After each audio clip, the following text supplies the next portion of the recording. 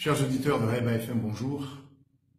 Nous sommes vendredi 2 novembre. Je vous souhaite un bon vendredi de prière et de paix dans vos foyers. L'édito d'aujourd'hui porte sur un danger à l'Assemblée et une foutaise toujours à l'Assemblée. Le danger, c'est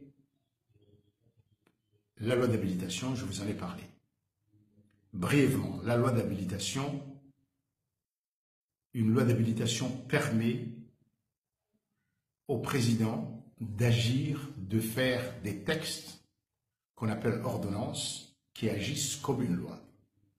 Ce sont les députés qui l'autorisent, qui lui donnent en quelque sorte, qui lui délèguent leur pouvoir pour une loi donnée quand il s'agit d'aller très vite, des fois dans des situations de crise importantes. Qu'est-ce qui se passe? Le président, le gouvernement ont demandé d'abord à ce qu'il y ait une loi d'habilitation changeant le code, la loi sur les élections. Il y a eu une sorte d'accord comme ça, en tout cas une compréhension de la part des députés.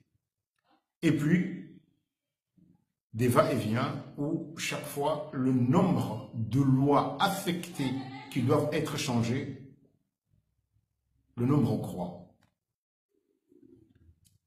Le président demande une loi d'habilitation donc sur la loi sur les élections.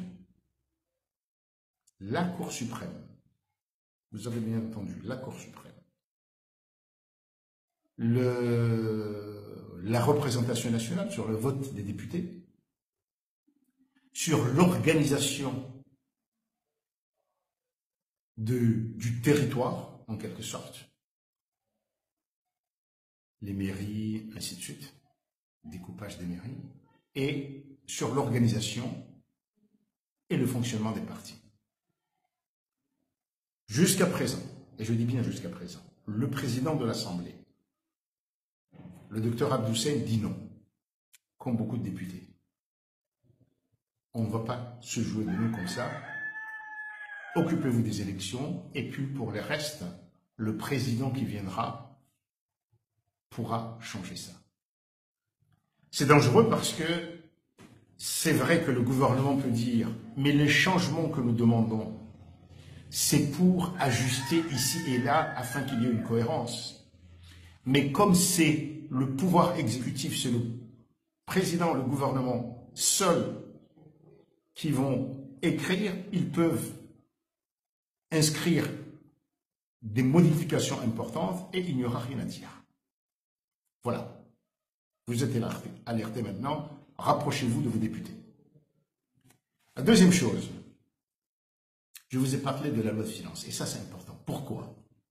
Dans tout pays sans exception, démocratie parlementaire, régime présidentiel, royaume, etc., la loi des finances, c'est la base de l'État. La loi des finances, c'est quoi? C'est la participation de tous les citoyens à l'effort de faire vivre l'État. Il n'y a aucun citoyen d'un pays, même à sa naissance, qui ne contribue directement ou indirectement au financement de l'État.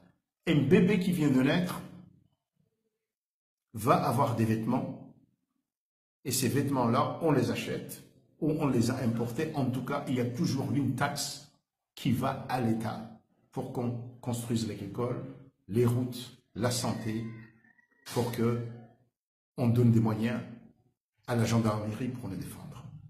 Dans tout pays, le moment fort dans l'année, c'est la loi de finances. Or, qu'est-ce qui se passe? On n'entend rien des politiques. Et c'est là qu'on crée aujourd'hui.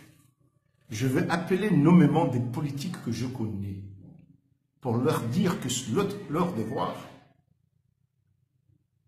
c'est de dire que c'est une foutaise. Le gouvernement nous parle de 116 milliards de dépenses et 113 milliards de recettes. C'est une foutaise. Comme l'année dernière, quand on nous parlait de 81 milliards, nous avons crié, à Aïba FM, nous avons crié, et d'autres. Et puis on a dit 64 milliards de recettes. En fait, il y a eu 47 milliards de recettes. Alors, messieurs de l'opposition, et je reviendrai aussi sur des responsables des partis de la mouvance, messieurs de l'opposition, et je vais en nommer certains que je connais, dont j'apprécie les capacités, en tout cas en matière financière. Monsieur Mahmoudou Ali Mohamed, du parti ANC. Monsieur Ahmed Abdelrahman Kodroa Pétan. Bouchada Abdel Halif. Bouzain Al-Abidi. Nane Chefouhanou Abbas Dahlan. Imam Adou. Mon monsieur Mohamed Adissouan ici. Vous avez été vice-président, ministre des Finances pendant des années. Bien sûr, on vous critiquera. Vous avez été là, vous n'avez rien fait. Vous êtes en politique. Maintenant, vous avez tout à fait la légitimité pour critiquer. Monsieur Ibrahim Mohamed Souli, vous êtes député. Mais ça ne suffit pas de crier là-bas. Il faut aussi expliquer à ceux qui vous ont élus, leur dire les rêves qu'on leur vend, les alerter, leur faire comprendre ce qui se passe. Monsieur Oumouli Hassan et bien d'autres, nous vous entendons à cette heure-ci. Dites-nous ce qui se passe. Une loi de finances, elle ne passe pas comme ça, sans que les responsables politiques, qui ont les capacités de la diriger, comme ceux qui sont là, et peut-être même mieux, ne la regardent, ne l'analysent, nous disent ce qui est réaliste et ce qui n'est pas réaliste. C'est quand même pas possible. C'est votre premier devoir, la loi des finances. Sinon, pourquoi vous étonnerez-vous qu'on élise et Mounzaka dise celui qui sait parler, c'est tout, dans le vent?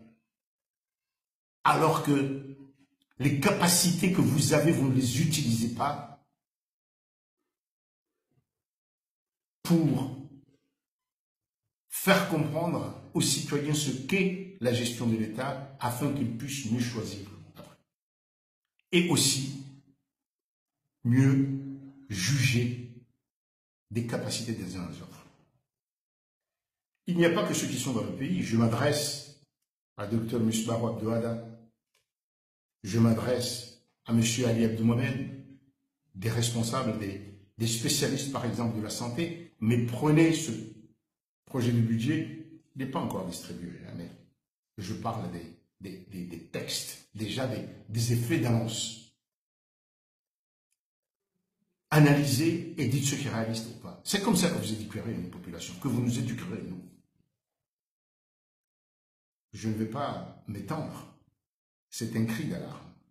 Parce que vous qui savez, quand vous vous taisez, quand vous acceptez que l'agenda politique, c'est seulement dénoncer, dire, vous vous disqualifiez vous-même. Votre premier devoir, comme le fait d'autres, souvent dans les pays anglo-saxons, c'est de faire que le citoyen, le journaliste, le responsable associatif comprennent, saisissent les enjeux, les chiffres clés, sans devenir un spécialiste. La loi des finances est là. Nous vous attendons. En attendant de voir le projet, dites-nous d'où viendront les 113 milliards de recettes. Vous avez quand même suivi la gestion de cette année 2018. Combien? Et une question très simple. L'Union européenne dit « Je ne vous donne pas l'argent » pour la route, par exemple, cette route du Sud. Des questions à poser très simplement. Et le gouvernement doit répondre parce que c'est notre argent.